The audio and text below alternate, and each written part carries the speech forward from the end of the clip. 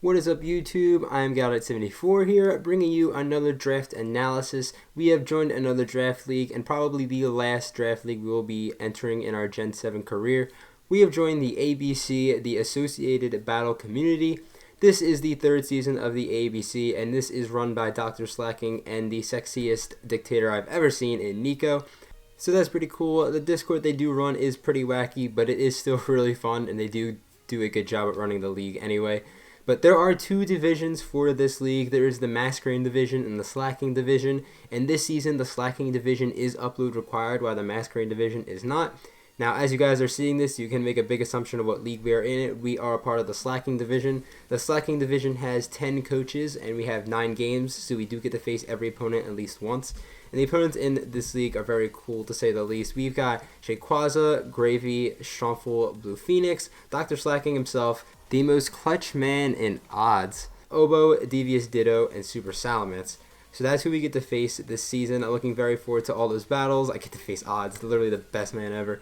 But it's going to be a really fun season regardless. But that is just the people, that is the league in general. I have a team to show you guys. And unlike some of my drafts I've had recently, particularly IBA, I love this draft we have. It fits my playstyle pretty well, and I get to use some new Pokemon that I haven't used in draft yet, so it's going to be very fun. And before I get into the draft analysis, I want to let a big shout out to Dr. Slacking for making the graphics. And you're going to see that it is a point-based system, and it has the points up top on the top right corner. And I'm not going to edit it because I am pretty lazy, so just be aware when I'm going through the Pokemon, the points remaining is going to stay at 121. But without further ado, let's get into this draft. First off, Dr. Slacking and Nico decided to add a BS tier to this, which is essentially just an S tier, but it's got everything in it, not just a few S tiers like, I don't know, Blaziken or something like that. It's got so much. It's got everything in it, even up to Kyogre, which is like 80 points, which is 3/4 of your draft. And I looked at Mega Lucario, and I thought about it because it was 65 points, but I didn't want to have Mega Lucario and a bunch of unmods. So I decided to go more of the balanced route. And I was looking at one of the higher end tiers of the non-BS tier, and I did see something that did catch my eye. It's one of those mons that, yeah, I've had 4 times weaknesses to rock quite a lot recently, and I'm just going to go back and do it again. We get Mega Charizard X. It's only weak 4 times weak to rock before it Mega Evolves, but it does still have to come in. This does give me a breaker right away, which is really good. It's got great stab coverage in Fire and Dragon, which not many Pokemon resist both of those stab coverage. It gets good coverage in general that isn't stab from like Thunder Punch and Earthquake. It also gets like Shadow Claw and Brick Break, which is pretty useful. It's bulky enough to set up because 111 defense is pretty good with the 78 HP. I can definitely tank a defensive hit and then set up a DD or Swords Dance or whatever. It's got decent speed, and the best thing I like about this is that it can clean or break. It can break by setting up, and it can just still clean because it still hits hard without even boosts. 130, Tough Claws, Flare Blitz, that hurts a lot of Pokemon. So my opponent each week definitely has to consider if I'm going to use this as a breaker or as a cleaner, as I do have another mon on the draft I'll go into a little bit later that can do both as well. So hopefully Mega Charizard does well. Hopefully my rock control can be pretty good this season. But we're going to move on to our second Pokemon. And that Pokemon is Jed Swarly. This is the first time we are picking up Rotomwash. Rotomwash is only weak to grass, and Mega Charizard X eats grass types for breakfast. This Rotomwash gives me a pivot right away, which is pretty good. I can pivot into my Charizard X, which is nice, and it also can defog the rocks away for Charizard X. So this Pokemon really supports Mega Charizard very well. They support each other really well. The synergy is really cool between them. The one thing I don't like about Rotomwash is that it relies on Hydro Pump and Pain Split a bit, and both of those moves aren't the most reliable in their respective ways, so hopefully that won't come to bite us back in the butt this season. And this stops the bulky waters that Mega Charizard X can sometimes have a problem with. Not all bulky waters are a problem for Mega Charizard X, but some are. So this stops most of the bulky waters. Oh, and it can be offensive and defensive. Rotomwash can definitely be an offensive mon. You could just slap a Scarf or Specs on it, and it hits pretty hard. Electric and water coverage isn't the easiest to switch into. So it's really going to help me out in the long run if I can bluff from offensive or defensive.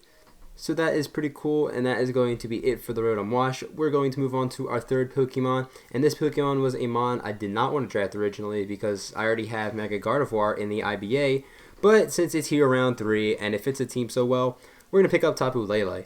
Tabu Lele is our most expensive mon, and the fact that I got it round 3 is absolutely shocking. I thought about it round 1, but I strayed away from it, and if it was still here for the off chance, and it actually was.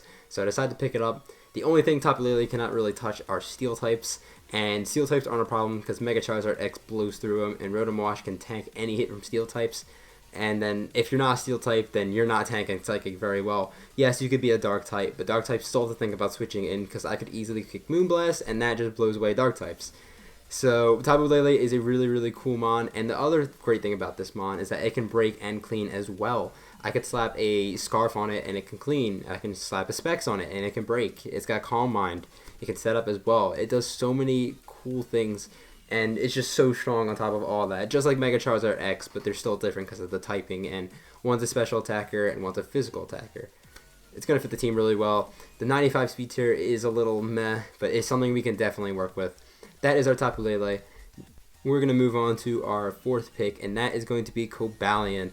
I wanted the speed, something over 100, and we finally have it. Cabalian reaches a nice 108 speed tier, which is a pretty nice speed tier, to be honest. It's got 90 in both offenses, and while that's not the greatest, it definitely can be usable because it is a setup machine. It gets Sword Dance, it gets Calm Mind, it gets Rock Polish, it could do any of those things. But the main reason I did draft it was for the speed, and it gives me another pivot, and it gives me rocks. It could, just like Rotomwash, it could be offensive or defensive. And that's the great thing about my first 4 mons. They can be all of them can be offensive or defensive. While some of them do stray more towards one or the other, they can still fulfill each other's roles depending on the matchup. So that is really cool. Cabalian, again, could be both offensive or defensive.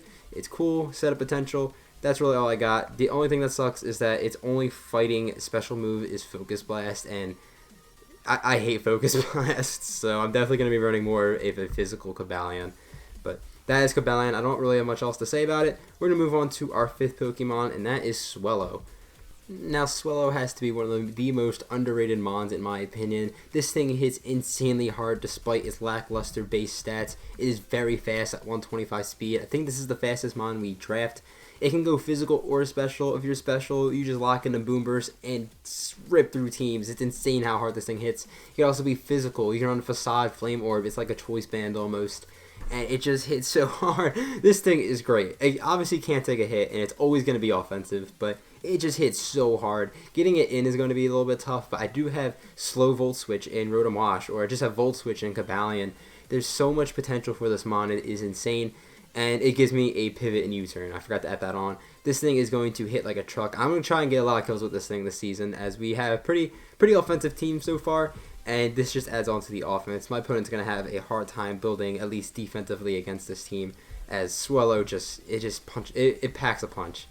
But that's it for Swellow. We're going to move on to our 6th mon of the team. And from here on out, more of the draft's going to be defensive. As you see, our first 5 Pokemon can be pretty offensive.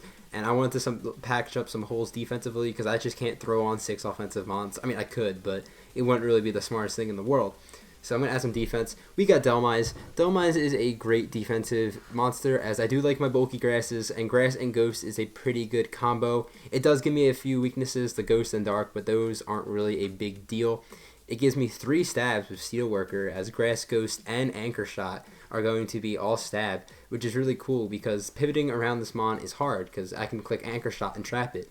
Decidueye does a similar job with Spirit Shackle, but at least Anchor Shot gives me another stab. I didn't need the speed, so I decided to go for a little more of the bulk, and that is why we have Delmas. It also gives me a Rapid Spinner to get rid of rocks, and it gives me reliable recovery and synthesis, so that's pretty cool. And the last thing is, it's got 131 base attack. This could also be offensive. I don't think I'm going to be using it as offensively as the other mons, but it definitely has its worthiness of being offensive, because 131 banded, that's going to hurt something, because Ghost is pretty good, and Ghost and Steel are pretty spammable types, so I can definitely take advantage of that. But it's probably going to be here a little more defensively, but don't sleep on offensive Delmas. But that's going to be it for our Delmas. For our 7th mon, we have a budget Hippowdon. You guys know how much I love Hippowdon, but we couldn't afford it on this draft. But we got Mudsdale. Mudsdale is a budget Hippowdon, as I just said. It gives me great defensive utility, as it's another mon I can just switch into a bunch of attacks. It also can be specially defensive too. It's got 85 base but def and 100 HP, so that is definitely something you can work with. And it's got one of the best defensive abilities in Stamina. Every time this thing gets hit by a move that does damage, it raises your defense by 1. If your opponent late game has only physical attackers, this thing comes in, tanks a few small like hits that don't do much, like U-turn, then it just stays in and tanks. This thing is an absolute defensive monster. It still has 125 base attack, so it's still going to hit decently hard, not invested. It does give me stealth rocks. I do say it's budget because it doesn't have the greatest coverage in the world. It has Earthquake, obviously. It gets some nice fighting fighting coverage in close combat. It gets Heavy Slam. It gets like Rock Slide, I think, and Stone Edge. No, just Rock Slide. It gets Rock Tomb as well, which is a pretty good move. So that's pretty cool. But Mudsdale, it gets great coverage, and it can also run a lot of items. It can run Leftovers. It can run a bunch of berries. It could run Assault Vest if you really want to. It could fulfill so many different defensive roles. And that's why I think Mudsdale is going to fit this team really well. Plus, I didn't have a ground type, and ground types are always good defensively. So that is our Mudsdale. Next up, we have John Jr. We have our Audino. I love having Regenerator on the team, and this gives me a Regenerator Mon. For some reason, I've always had trouble going against Audino in the past, and I decided just to pick it up so I don't have to face it this season.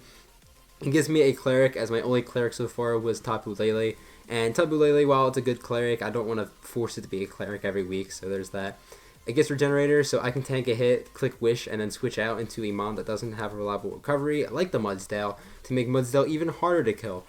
And this thing is going to be defensively really cool. I have to be a little bit careful of Mon setting up on it, but it's not crazy scary compared to like a Lomomola in the IVA, where that thing is easily set up target. This thing gets a bunch of things to prevent setup, like it gets knockoff, it gets a bunch of coverage moves. So yeah, it's going to work pretty well. It's got pretty good base stats overall defensively, and we're going to see how Audino works. Reeling into the later portion of our draft, we have Cryogonal. Cryogonal is a great ice type at base 105 speed. It gives me another over 100 speed tier, which is pretty good. It gives me another spinner for the Charizard and reliable recovery and recover. This thing is a special monster. I think lower tier ice types are so underrated, particularly ones that are a little bit faster and don't have 4 times weaknesses. Even though I think Articuno is really good for a low tier. Cryogonal is really good for a low tier. Vanillux is really good for a low tier. All these mons are fantastic in their own separate ways. Yes, they have a lot of weaknesses and not many resistances, but with Cryogonal, at least in Cryogonal's case, it gets great special defense. So it's going to tank any special hit that isn't super effective on it. And even some super effective hits it can tank pretty well if they're low base power.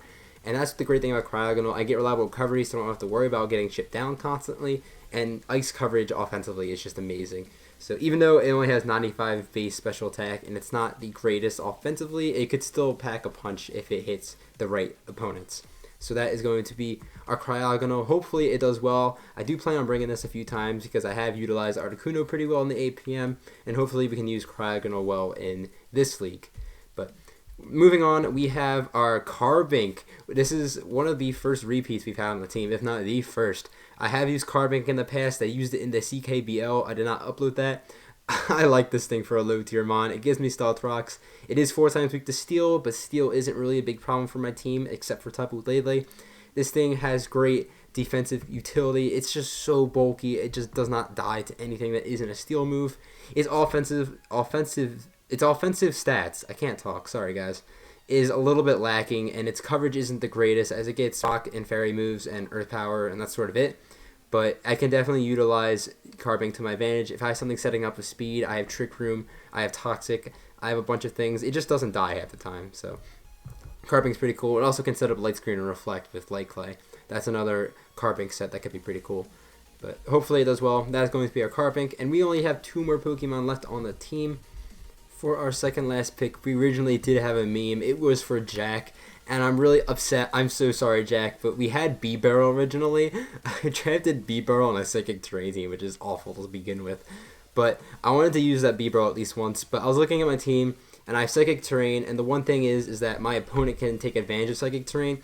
My first 3 weeks, particularly week 1 and week 3, they have really good Psychic types, my opponents. So I need a Psychic Switch in. And I don't have one, so I had to drop something to get a Psychic Switch in, and it has to be B-Barrel. I'm sorry, Jack. I nicknamed this next mod for you. It is Spiritomb. We dropped a B-Barrel for Spiritomb. It will be in effect week 2, but this is a Psychic Killer. It's a Ghost and Dark type, so I can choose which stab I want to annihilate the Psychic types on my opponent's side. It can go special or physical because it's got base 92 physical attack and special attack, which isn't great, but it's a Spiritomb. I have used this thing before. It's a pretty cool mon, to say the least. It gets Will-O-Wisp, it gets Toxic, it gets Destiny Bond. He has a lot of weird moves, but very useful moves at the same time. It gets Infiltrator, one of the best abilities in the game, so substitutes on bulky psychics aren't going to be a problem. I can trick stuff. I can trick like a Scarf on the bulky psychic, so it's no longer them a problem. Or for offensive psychics, I can just Sucker Punch or Pursuit, and then it's not really a problem. But again, I had to drop B-Barrel. I'm really upset about it, but I had to do what I had to do. I want to win, and that is going to be our Spiritomb. And for our last mon, we had to pick up a one-pointer, and I did want to go a little bit harder on my meme for this one, but I had B-Barrel originally, so I kind of half-assed it, and now I really only have one meme, which is this one-pointer. We have Dragonair. Yeah, I don't know what else to say about this. I woke up in the morning, saw I got pinged. I needed this one-pointer. I looked through the list that was really short, saw Dragonair. I was like, hey, that'd be pretty cool. Picked up Dragonair. That was it. And I don't even see myself bringing this. I might for the meme if I do good this season, but it's just kind of sitting on the team. But, you know, Dragonair's got its spot. That is going to be Dragonair, and that is going to be our team. I do like this team despite the flaws it does have. I am looking very forward to the season, but before we end off the video, we do have Z Crystals. We drafted Z Crystals apart from having Z Mons, and the way it worked was that we get 2 Z Crystals per team, and you get to pick one, and one is randomized for you. There can be duplicates, so you don't have to worry about getting sniped. And I was looking at my Mons, and there's only one Mon that really utilizes Z moves really, really well that can use them, because Tapu Lele can't use them due to its points, and that is Cabalian.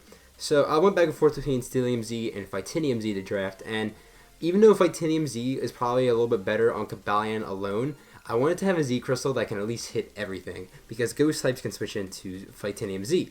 So I went the other route. I'll put Stellium Z, and Stellium Z is going to hit at least everything for something. And looking back, I could have had Fightinium Z for like Z Focus Blast, so I don't have to worry about missing, but you know, that's whatever. And our randomized Z Crystal was the Normalium Z, and I don't see great use for this, but I could definitely try and tweak something out with it. So hopefully you can work with that. We have the Stellium Z and the Normalium Z to work with. Everything except for Tapu Lele and Mega Charizard obviously can use Z moves, so that's pretty cool. We're going to try and find some creative ways to use it. But that is going to be our draft. Let me know what you guys think of it in the comment section below. Again, I like this draft a lot. I think we're going to have a lot of fun. Once again, thank you to Dr. Slacking and the best dictator ever and Nico for accepting me into this league. I'm very happy for it. Thank you all for watching. If you enjoyed, please leave a like. If you like Pokemon Draft League content, consider subscribing to the channel. That's all I got for you guys. I'm going to head out of here. Have a fantastic day, YouTube.